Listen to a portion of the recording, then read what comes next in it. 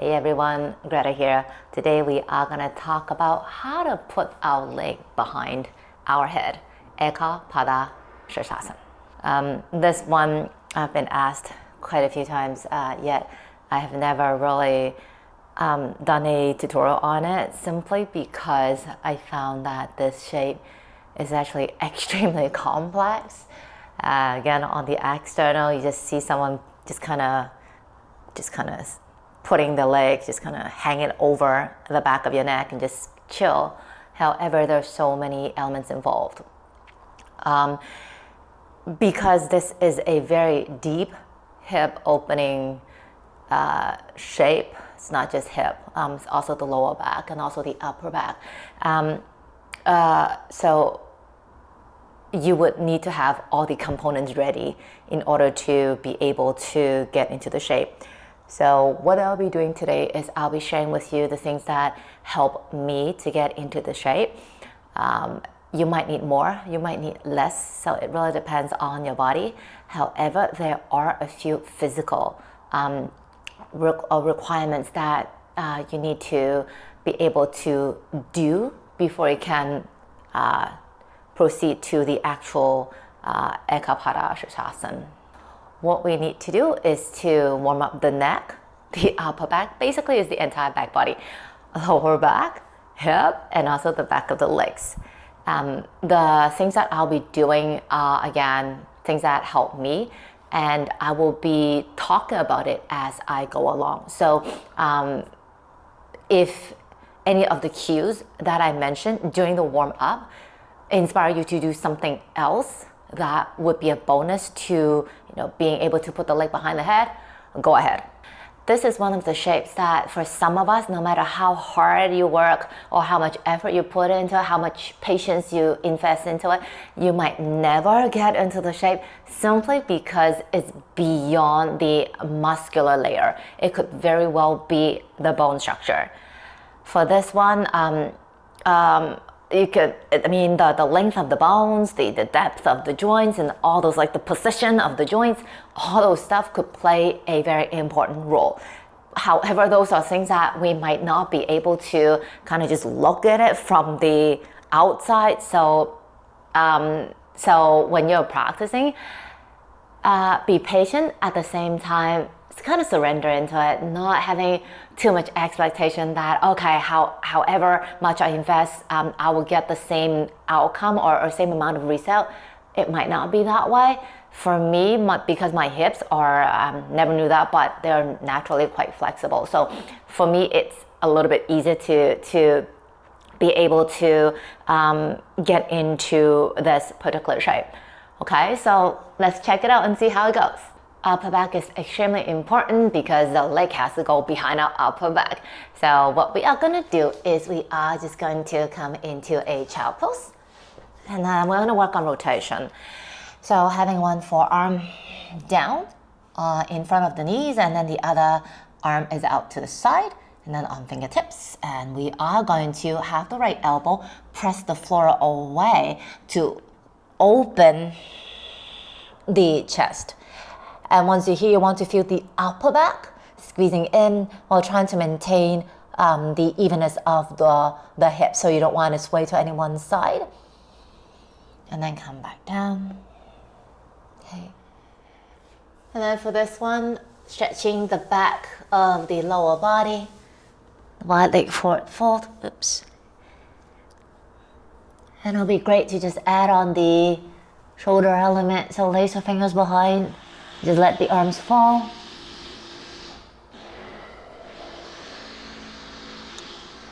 So for this one is, again, the entire back body, one want to bind. So again, the upper back, releasing that lower back and also the hip.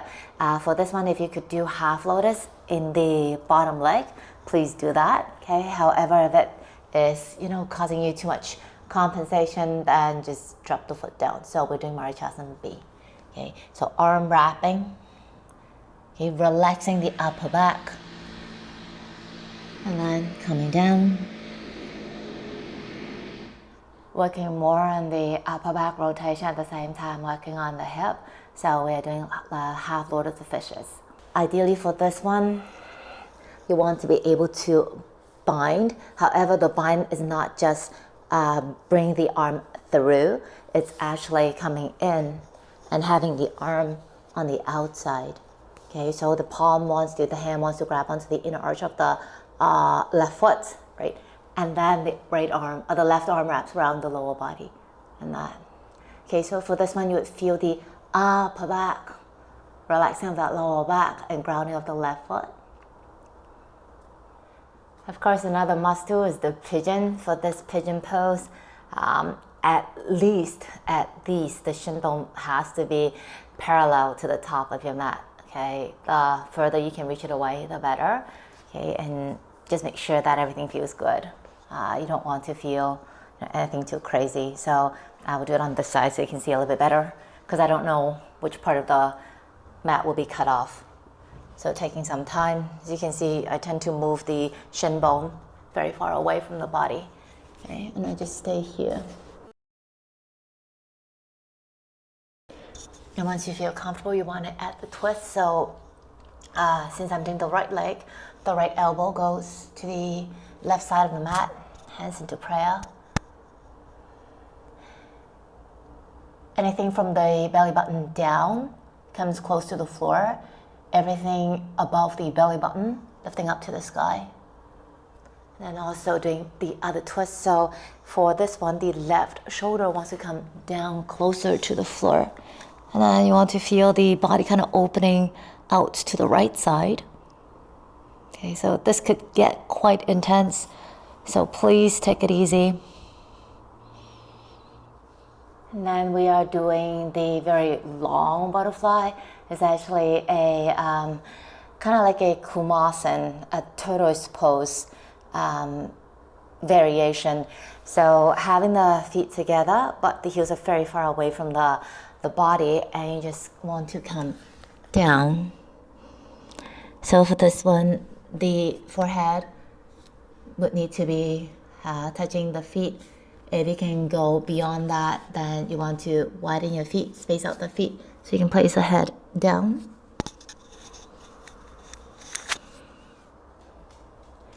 And now we're going to do Kurmasan tortoise pose. For this one, the legs, you want to keep it within the width of the mat, not too wide, because if it's too wide, then again you lose the purpose of it. Won't be too much things happening in the lower back, or not as much as you would have when your feet are within the width of your mat. And also when we're putting the leg behind the head, it's very close to the body and never out to the side, so that is why. So in Kumasan, you can just stay here for a little while, and then after you feel okay, then you can just kind of wiggle, bend your knees and just kind of wiggle the arms through. So the arms would go under the thighs, the palms down, and just wiggle, wiggle, wiggle. From here, an add-on element is see if you can bring your feet close together while the knees bend out to the side. Wiggle a little bit further so that you can go a little bit deeper, i.e. the shoulder wants to go under the knees. Final last thing that I like to do is half the needle, something really cool. I really love doing this.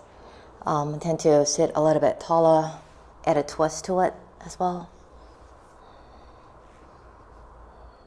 So let's check out how the actual shape is done. Do it while sitting up. I know it's easier if you do it laying down. However, if you're laying down, because the floor is right underneath your lower back, and if your body is not yet ready to put the leg behind the head that way, chances are your lower back might take in a lot of pressure. I'll be doing the right leg. So it's always good to have the left leg, the other leg bends, so there's less pressure in the lower back. Okay, so just kind of give yourself a little hug. Of course, this has to be okay. The shin bone must be close to the shoulder. Okay. If you are here, then just stay a little bit longer in your warm-ups. Okay, and then maybe do a few of these, kind of wiggle, wiggle. When you're doing this one, the knee is pointing out to the back and not out to the side anymore. All right. Okay, and then I have my little ritual thing. I don't know, I just tend to place the foot at the forehead. I don't know why. I do the neck thing. And then now from here, I would have the left foot left hand rather, hold on to the outside of the right foot, and then the right hand will be placing under the calf, so putting the calf and bringing it back. Okay, so from here, relax your neck a little bit, and then the knee would go a little bit more back out, and then relax your neck, and just see if you can slide the foot over the head. Wiggle, wiggle, wiggle. Okay. Trying to bring the chin bone behind the upper back. Here. And just stay. Oops, sorry. If you can have the leg straight, go ahead. Okay. For me, I tend to point the toes a little bit.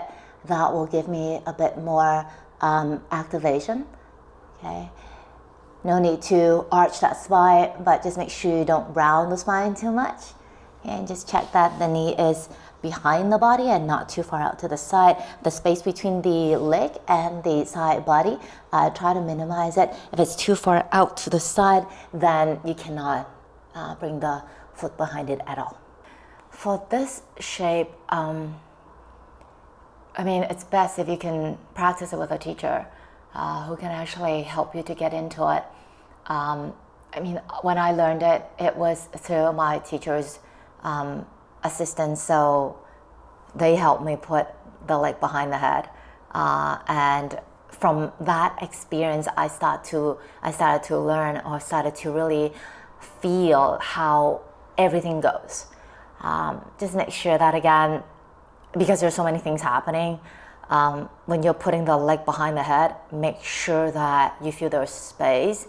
You don't want to jam, you don't want to pull, you don't want to yank, you don't want to round the upper body too much. You're just trying to struggle and put the leg behind the head, because I mean, just a little mindlessness would be able to get yourself quite hurt. And I've done it before. Like, you really have to listen to your body. Sometimes there were times when I felt that, I could go deeper. And then once I did go a little bit deeper, then I would just feel that lower back. Because my lower back is very, very tight. Just my body is the way that it functions. So you cannot really push through shapes that are this deep. There's simply no way. So you need to just acknowledge your ego and just say, okay, I get you, but just take a back seat and really let the breath and body guide you. And again, for me, it took me years to get into it. Just make sure that when you're practicing this, everything should feel natural. The breath and the body, the movement of the body. Once the body is ready, the movement feels right. It feels like, oh, it should go there, instead of feeling, oh my gosh, I need to do that. Okay, so take it easy, stay humble, stay curious, and I'll see you again soon. Bye-bye.